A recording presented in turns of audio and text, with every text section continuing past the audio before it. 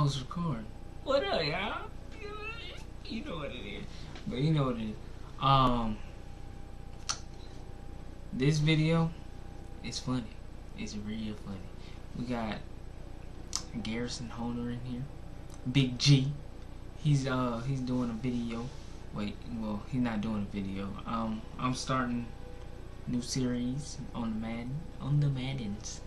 But Garrison is telling a story. It's story time by Garrison. Well, today, as y'all remember, about how me and Jim had that little incident back in about 2 years ago. Well, this is the story I want to tell y'all how I was the last person on earth to kill the last ditto on earth.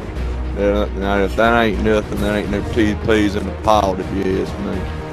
Well, it was about in 2003, maybe 2004, when LeBron James raped a girl, but no one knew he raped a girl, but I knew a girl who got raped by him.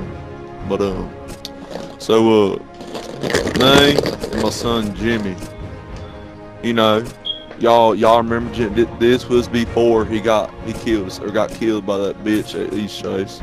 Well, me and Jimmy and his friend Roberto, you know, yeah, y'all know Roberto. He is a funny motherfucker. And so me, him, Roberto, and Jimmy, and don't forget about Bessie Lou. We all were, you know, we were like talking to each other. We were like, you know what? We want to go to Wales.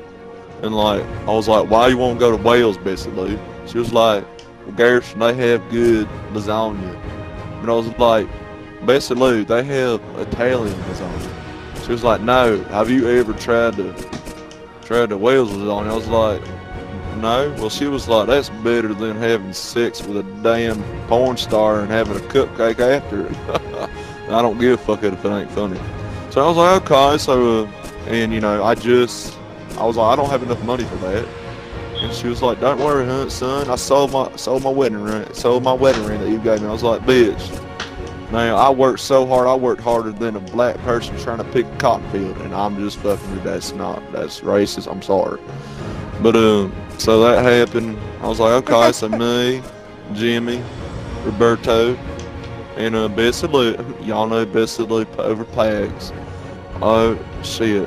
But, okay, so, me, Bessie Lou, Roberto, Jimmy, myself, and our Bessie Lou insisted to bring our pet llama. It was a baby llama. It was a midget llama named Samantha. And don't ask why it was named Samantha. Long story. So we got on a plane. Well, we didn't really get on the plane but I'll tell about that in a minute. So we were in the Montgomery, Alabama airport, and I got really angry at the bitch because she wouldn't let me bring Samantha on board. She had to be in the cargo with her, what's called. So Bessie Lou had a fed. She got so ghetto to that bitch it wasn't even funny. It was like ghetto, let me tell you, it was ghetto. And if I mean ghetto, it was more ghetto than a bitch with fake hair. That wasn't even funny, but I don't get it. Oh my god. So we got on the plane. Little did I know we had to go to Atlanta. I was like, man, I don't want to go to Atlanta. That's where they film that damn Walking Dead shit. But little did I know, Walking Dead wasn't even invented. But it was weird. I knew. I had a vision, man. That show was gonna come up. Yeah, I mean, it's just something about me when I was born. So, you know, Ricardo got, you know, oh Lord, Ricardo got, you know, stopped. He got arrested because they trying to get some drugs, you know, trying to get drugs to Wales because he has a homeboy named Jose, and let me tell you, Jose is a thug. But so you know, Bessie Lou had some connections because she, you know, back in her heyday, Miss Hornet, she had sex with the airport security, and let me tell you, what they did back then, it gave me a boner shit. Even though I hate seeing my wife in her old days having sex with all these dudes. Yeah, I mean, Jimmy would have killed himself if Ricardo couldn't come. Shit, let me tell you that. So, you know, but the security guy said, bitch, we gotta have sex again. I was like, man, that is some bullshit, man. That was 20 years ago, fuck. So, and he said there's a catch. You gotta watch us. And I was like, are you serious? I mean, are you fucking kidding? So I was like, okay. But then that nigga handed me a damn camcorder. And I was like, what the fuck is this thing material? He was like, man, this don't be on fucking Pornhub. I was like, Pornhub?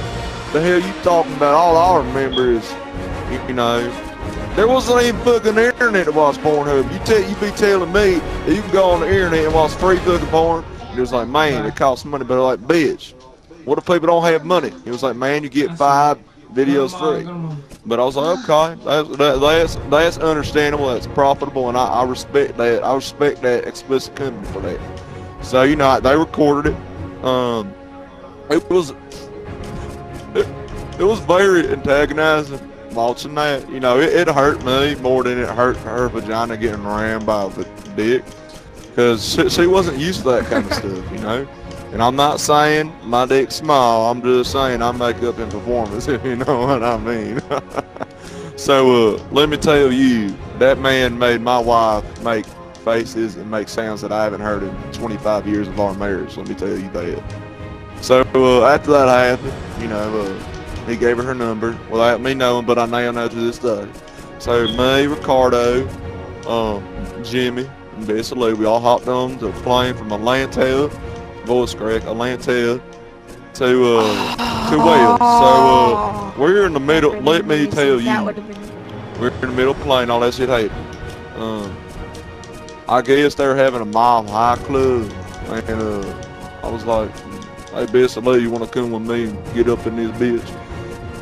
But unfortunately, I wasn't allowed. It was only men who were. It brings tears every time this comes up. Only men who are real men. But for some reason, this dumb bitch, flight security bitch, like, who gets a security job and guards my high club? Like, tell me, tell me that shit. So Bessie Lou walked in there. And then on my corner of my eye, I saw Ricardo's little Mexican ass hop to that motherfucker. And let me tell you, I caught Ricardo having fucking a bitch in the bed at my house. And let me tell you, the plane was fucking shaking. It was more shaking than a hot. Okay, see, I'm so strut up that I can't even deal with that, man. It hurts to see my wife get penetrated like that. But, you know, I mean, whatever got us to Wales, got us to Wales. Whatever made my wife happy, you know, I'm about that. So, we got off the plane. We're in Wales, and we're just driving around. We got a nice apartment, and let me tell you, it was not nice. Only reason I'm saying it's nice because those motherfuckers got snipers on me, because if I say one bad fucking review, they don't pop my head and flip my wife again. But let me tell you, my wife wants that to happen deep down. So, all that happened, and we had a nice hotel. It wasn't the best, it wasn't the worst, but it was pretty bad. So, you know, we all had a share room. Ricardo and Jimmy had a room together. I mean, had a bed together. And let me tell you, I'm starting to feel like Jimmy likes to have that. You should have seen his eyes light up, and he smiled wider than my wife's vagina goes when she's a big black dick, but no race intended. But after all that happened, we went out the next morning to get some coffee, and let me tell you, that Wales coffee is pure shit. But they put this little shit in there, I don't even know.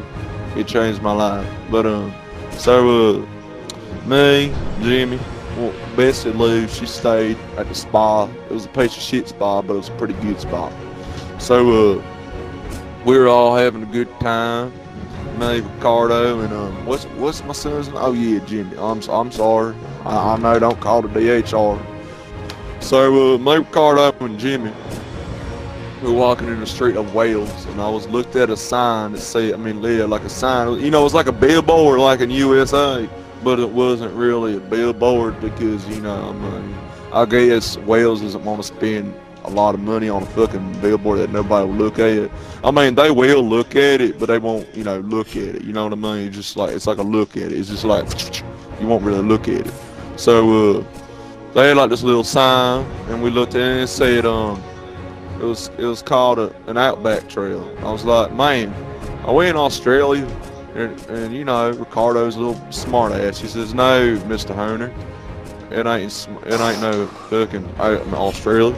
And I was like, boy, I'll tell the fucking feds that you're a fucking illegal immigrant so fast your mama can't even suck my dick before she sees squealing. And he said, that don't even make sense, Mr. Hoener. And I said, good. So all that happened. We went up there. I was like, Jimmy, what's crap? Let me tell you, how would it be? Wouldn't that be something just to go hunt together, father and son? It was like, yeah, Dad, but you remember last time you ended up shooting my friend Paul? And let me tell you about Paul.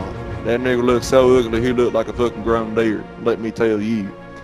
So, but yeah, Jimmy cries every time about that. But, you know, he'll get over it. He's a little bitch. So we went up there. And it was these guys who talk, shit, I don't know how well people shit. I don't know how they talk, man. Fuck. So we talked to them and we were like, hey, us two Americans and one fucking illegal immigrant, we want to go hunting. And we're like, are you sure you don't want to go hunting?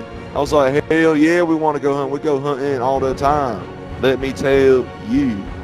So the next day, we got ready.